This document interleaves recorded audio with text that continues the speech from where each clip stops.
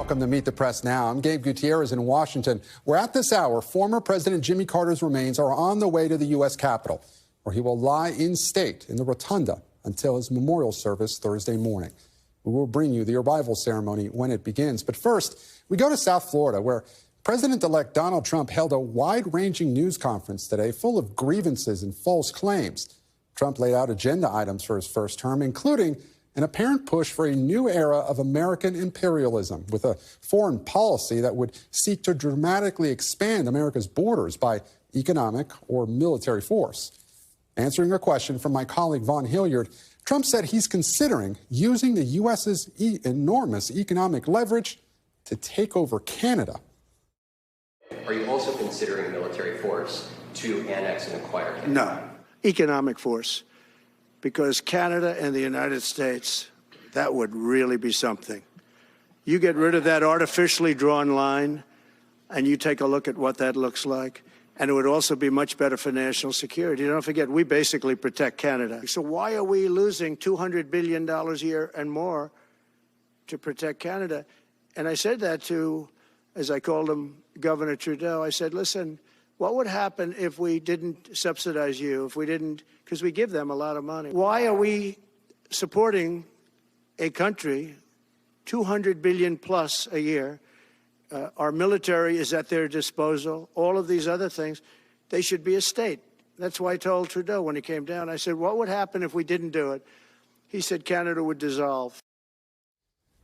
Canada is, of course, an ally and one of America's largest trading partners, and Trump has repeatedly mischaracterized the U.S. and Canada's trade relationship.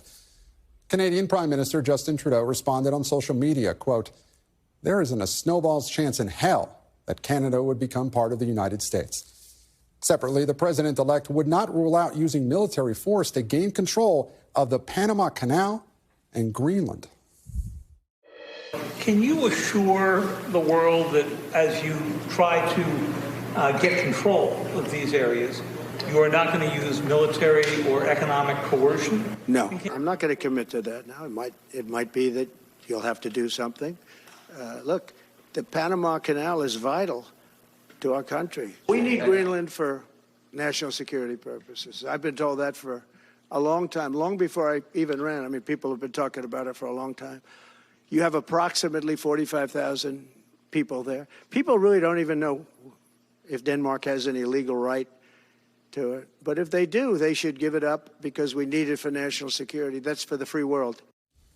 Now, we should note Greenland was fully integrated into Denmark in 1953 under the Denmark Constitution. During today's press conference, the president-elect also accused President Biden of undercutting his incoming administration. He baselessly claimed voter fraud in November's election, which he won, and he tried once again to rewrite history on the January 6th attack on the Capitol, downplaying the violence, falsely suggesting it was an inside job by the FBI, and dangling potential pardons for rioters who violently attacked police. Are you planning to pardon those who were charged with violent offenses? Well, we're looking at it, and we have other people in there. And as you see, I guess 24 or 28 people came now from the FBI. That came out very quietly. Nobody reported it, but they had people in some form related to the FBI. They had 4 or 5 people that were strongly related to the FBI. We have to find out about that. We have to find out about Hezbollah. There was never charges of insurrection or anything like that. But if there were, this would be the only insurrection in history where people went in as insurrectionists with not one gun. There wasn't one gun that they found. And why didn't they find the bomber, the pipe bomber? You know, they know who the pipe bomber is. The FBI knows who it is. That's important to note. Weapons, including guns, were brought into the Capitol. There is no credible evidence the FBI was behind the attack, and we don't know why Trump mentioned Hezbollah. There's no proof the FBI is aware of who placed pipe bombs outside the Capitol as well. And joining me now, NBC's Vaughn Hillyard, who was at that Trump press conference, and here on set with me, NBC's Chief Foreign Affairs Correspondent, Andrea Mitchell. Thank you so much for joining us, Vaughn. I want to start with you. How seriously should we take this Trump expansion talk? Well, his son, Don Jr., was in Greenland today, and not just by himself. He was with one of Donald Trump's incoming deputy chiefs of staff, who will be overseeing policy office. And so I think that it's important context when you're looking at Donald Trump. This has clearly been at the forefront of his mind.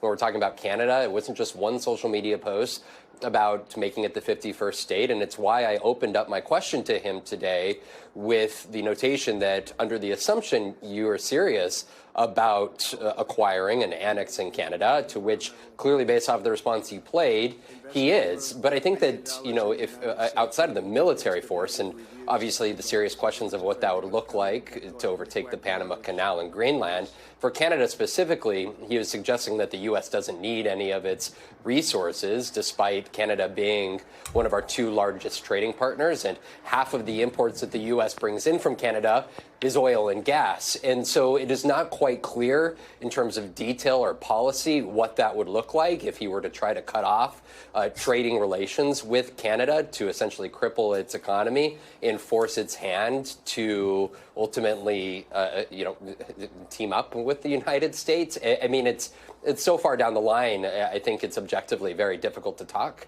about in great detail. And for Donald Trump's side of this, I tried to follow up to the extent that he'd have any policy that he'd put forward before Canadian officials, and he did not provide any. And I want to ask Andrea Mitchell to react to this as well. Are we supposed to take this seriously? We're supposed to take it seriously because the president-elect has said it repeatedly. But as Vaughn correctly points out, it is not U.S. policy. And while he will be the president and will change U.S. policy, it is not the policy of our allies. Mm-hmm. Canada is a NATO ally. Their troops have fought side by side with American troops all over the world. And the fact that he's saying these things, I mean, he can withdraw from NATO, but that is less likely also. He has said he won't. It defies tradition. It defies treaties. Mm-hmm. The other thing is, as Vaughn correctly points out, and as you have pointed out, he is misstating mm-hmm. key aspects, economic aspects of our trade policy. We have a trade deficit with Canada, with the EU, with China, our largest trading partners, trading blocs. Mm-hmm. But that's because Americans want to buy their stuff, and we need many of their, many of their products. Plus, cars are manufactured mm-hmm. across the border. Parts go back and forth. For a vehicle to be manufactured by American manufacturers, it goes across to Canada or across to Mexico, back and forth, maybe 20 times. And Vaughn, I want to switch back to you on another topic, because this was just such a wide-ranging news conference. We already played what some of President-elect Trump said about the January 6th attack on the Capitol. But what's his thinking, his latest thinking, on potential pardons for some of the rioters?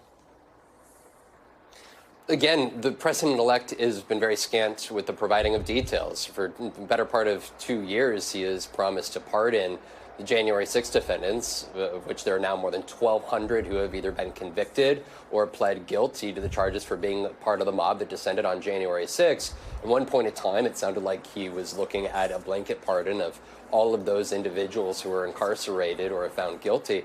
But he was asked specifically about whether he would pardon any individuals that assaulted or committed violence against police officers. He deviated from that and began talking about Ashley Babbitt, who was one of those pro-Trump individuals who was shot and killed by Secret Service when she attempted to enter the chamber that day.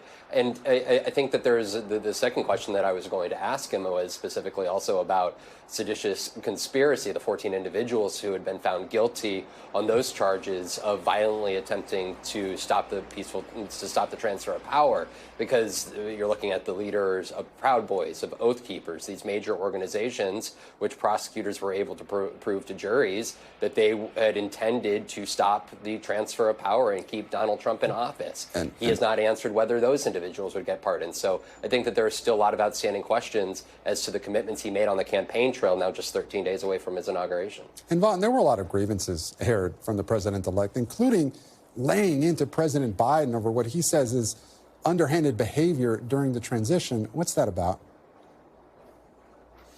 Right. I think that this is, I think for Donald Trump, when he talks about Joe Biden making the transition difficult, obviously, if you compare it to 4 years ago, there was not much eagerness on the part of the Trump administration to work in close conjunction with the Biden administration through that transition process. But this go around, the president-elect is particularly pointing out the late efforts here by Joe Biden to block and end some specific offshore drilling across a large part of waters off the U.S. shores.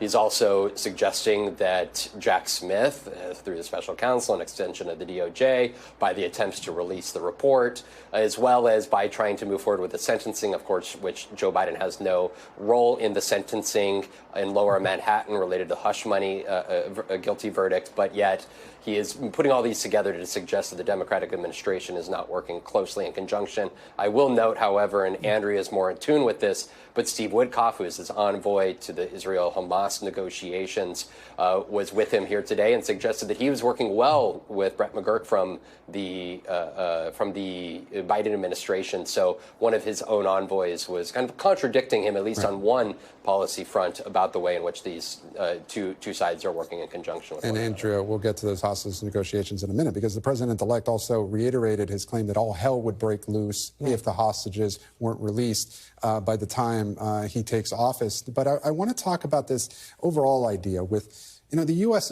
opposes, of course, Russian expansion in Ukraine.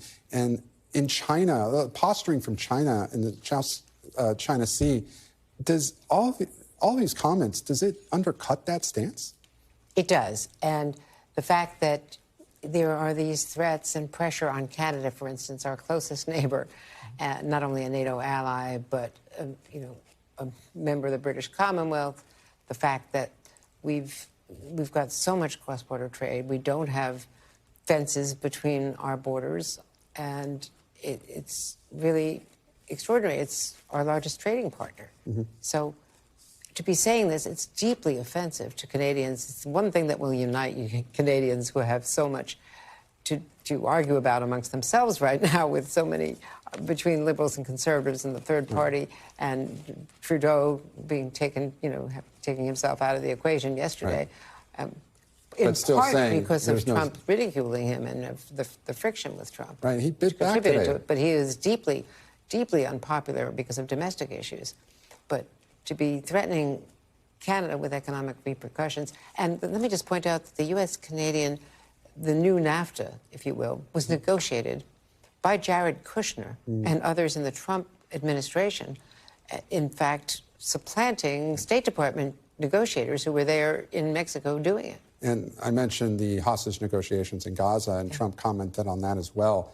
What do you make of that, and how does that change the state of play here? Well, it has. And I reported on NBC Nightly News on December 13th that, in fact, the December 2nd tweet, the post, I should say, on Truth Social by Donald Trump, when he first said online that there would be hell to pay if Hamas did not deliver the hostages before the inauguration, that had a real impact on Hamas and on Israel. And it began to move the negotiations off dead center. They've been deadlocked for months.